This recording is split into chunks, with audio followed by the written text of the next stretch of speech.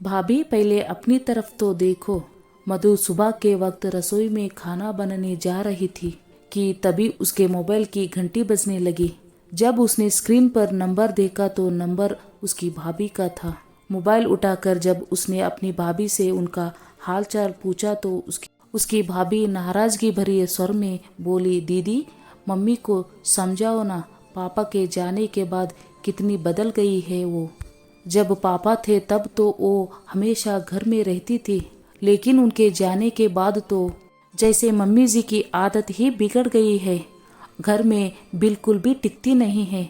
कैसे नए नए शौक पाल लिया है उन्होंने। कभी सत्संग तो कभी सहेलियों के संग रोजाना किट्टी पार्टी में जाती है। इस उम्र में तो औरतें घर बैठकर भगवान का नाम लेती है, परंतु उन्हें तो ना किसी की शर्म है ना लिहाज। जब देखो बाहर घूमती रहती है। भाभी की बातें सुनकर मधु बोली, भाभी पहले अपनी तरफ देखो। आदत मम्मी की नहीं आपकी बिगड़ी हुई है, जो आप हर महीने 15-15 दिनों के लिए मम्मी को घर में अकेला छोड़कर अपने मैके चली जाती है। पीवू जो अभी साल भर की है, उसकी नटखट शरारतें देखकर मम्मी का मन बहल जाता है। उसे भी अपने साथ ले जाती है।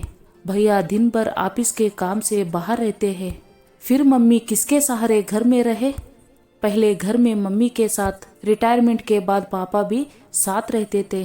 तब पापा की वजह से मम्मी को कभी अकेलापन महसूस नहीं होता था, परंतु 6 महीने पहले जब से पापा गए तब से मम्मी बिल्कुल अकेली पड़ गई है। पिछली बार जब आप अपने मैके गई हुई थी तब एक दिन मैं मम्मी से मिलने गई तो मैंने देखा कि मम्मी अपने कमरे में पापा की तस्वीर हाथ में लिए बिल्कुल उदास और खामोश बैठी थी। जब मैंने उनसे बोलने की कोशिश की तो काफ़ी देर तक वो मुझसे कुछ नहीं बोली, बस आंखों से आंसू बहने लगी। तब मैं उन्हें डॉक्टर के पास लेकर गई। डॉक्टर ने उनकी हालत देखकर मुझे बताया, इस उम्र में इन्हें अकेला छोड़ना इनकी सेहत के लिए बिल्कुल भी ठीक नहीं है। अकेले रहने से वो डिप्रेशन का शिकार भी हो सकती है। इससे बचने का एक ही तरीका है, किसी भी तरह से ये खुद को व्यस्त रखे। तब डॉक्टर के समझाने पर मैं ही मम्मी को कभी किट्टी पार्टी तो कभी सत्संग में लेकर जाती थी, ताकि मम्मी का मन बदले। किट्टी पार्टी में जब इन्होंने अपने हम उम्र महिलाओं को देखा तो उनके साथ हंस बोलकर इनका दुख बांट जाता है, और सत्संग में तो ज्ञान की बातें ही सीखने को मिलती है, जिससे जीवन में नकारात्मक दूर होकर मन में सकारात्मक विचार आते हैं। फिर आपको उनके किट्टी पार्टी और सत्संग में जाने से ऐतराज क्यों? भाभी, यदि इंसान को घर में ही सुख शांति और प्यार मिले तो वो बाहर ना जाकर घर पर ही रहे, परंतु आपने तो कभी इस बातों पर ध्यान ही नहीं दिया। आपकी शादी को 4 साल हो गए। आपका जब मन करता है आप अपने मैके चली जाती है। मम्मी ने हमेशा आपको एक बेटी की तरह प्यार दिया, परंतु आपने कभी उनके प्यार की कदर नहीं की। उन्होंने कभी आपको ये सोचकर जाने से रोका नहीं कि आपको मैके में मम्मी पापा के साथ रहने से सुकून और प्यार मिलता था। आपके जाने के बाद भी वो घर का काम खुशी खुशी संभालती थी, क्योंकि पापा उनके साथ रहते थे।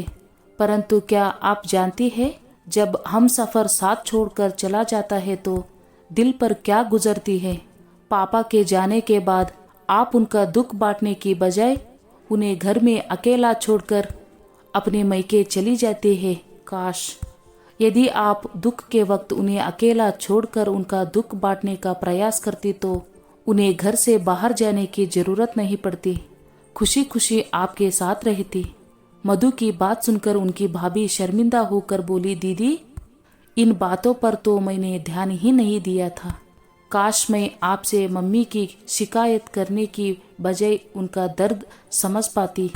पापा के जाने के बाद भी मेरे बार बार मैके जाने पर मेरी खुशी के लिए मम्मी ने मुझे कभी नहीं आने जाने से रोका, नहीं ना ही किसी से मेरी शिकायत की।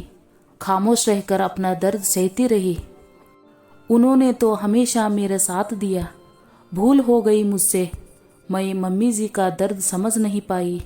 आज के बाद मैं उन्हें अकेला छोड़कर कभी नहीं जाऊंगी और ना ही आगे से मैं आपसे कभी उनकी शिकायत करूंगी। आखिर उन्हें भी तो खुशी से अपनी जिंदगी जीने का पूरा हक है। भाभी की बात सुनकर मधु के चेहरे पर मुस्कान आ गई थी। प्यार से बाय बाय कहकर उसने फोन रख दिया था। काश यदि आजकल के बेटे बहू अपना फर्ज समझ पाते तो कोई माता पिता दुख में अकेले आंसू ना बहाते। दुख का समय भी सुख से गुजर जाता है जब अपने कुछ वक्त अपनों के साथ भी गुजारते हैं, उनकी पीड़ा समझने का प्रयास करते हैं, उन्हें खुश रखने की कोशिश करते हैं।